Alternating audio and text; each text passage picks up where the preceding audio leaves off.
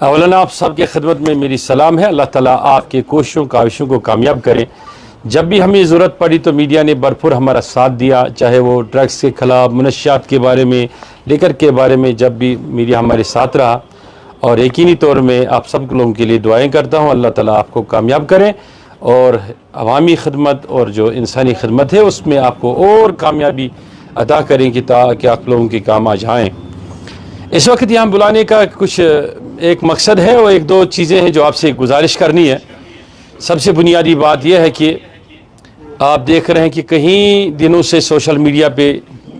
بڑا بازار گرم ہے، لوگ ایک دوسرے کو کمیٹس کر رہے ہیں، مختلف تنظیمیں یا مختلف مکاتب فکر کے علماء مبلغین ایک دوسرے پر تانے کس رہے ہیں یا ہرٹ کیا جا رہا ہے،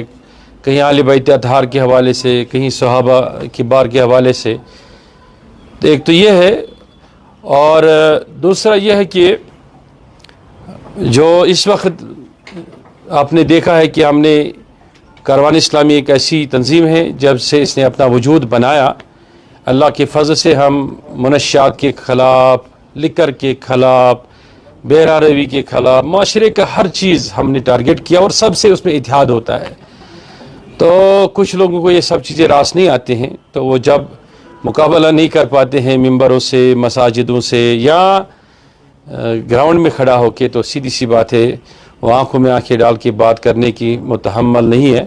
لیکن وہ پھر کردار کشی پہ اترتے ہیں، ایڈیٹنگ کر کے آوازیں بنا کر پیش کرتے ہیں، فوٹوز کو ایڈٹ کرتے ہیں، اور اس طریقے سے ہمارے لوگوں کے اندر ایک بے چینی سی پیدا ہو جاتی ہے۔ ہم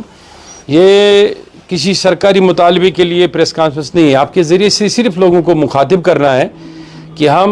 اللہ اور اللہ کے رسول علیہ الصلوۃ والسلام کی رضا اور خوشنودی کے لیے کام کرتے ہیں، انہیں بس اس کے ساتھ رہنا چاہیے، چلنا چاہیے۔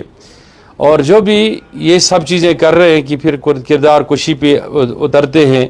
اور یقینی طور کریکٹرائزیشن اب ایک ایسا چیز، ایسا زیور بن گیا ہے لوگوں کے لیے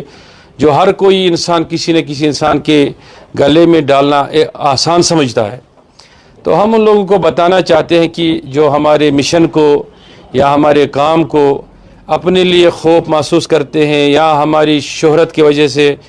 ڈرتے ہیں، نہ ہی ہم شہرت کے طلبگار ہیں، نہ ہی ہمارا کام کسی کے خلاف ہے، ہم آئین اور قانون کے دائرے میں ہمیشہ کام کرتے رہے اور کرتے رہیں گے۔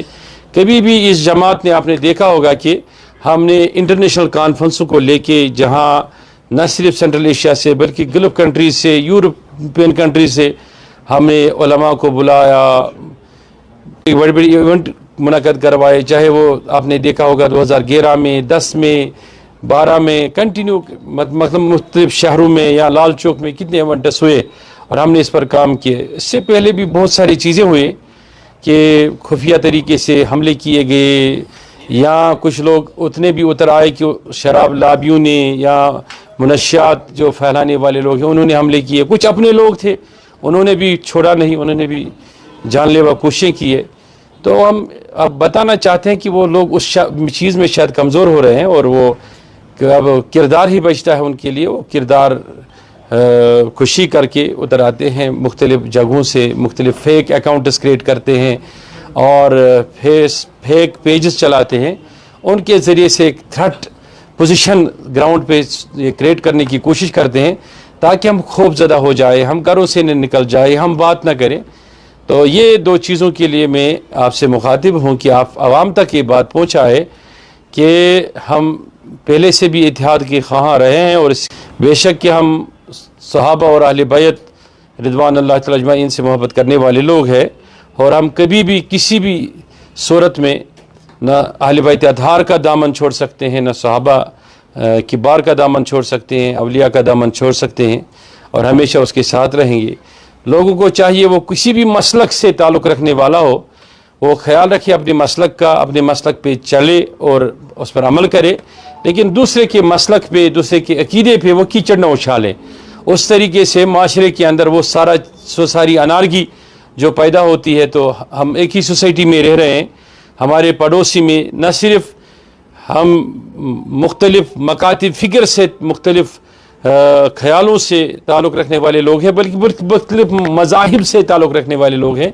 ہمیں ایک دوسروں کے لیے دل بڑا کرنا چاہیے، محبتیں بانٹنا چاہیے، تب جا کے ہمارے معاشرے کو اس وقت اسی چیز کی ضرورت ہے کہ ہمیں کسی بھی صورت میں یہ زیب ہی نہیں دیتا ہے کہ ہم کسی بھی چیز کے خلاف وہ چیز کہیں جو ہمیں کتاب و سنت اور انسانیت کے خلاف لگے۔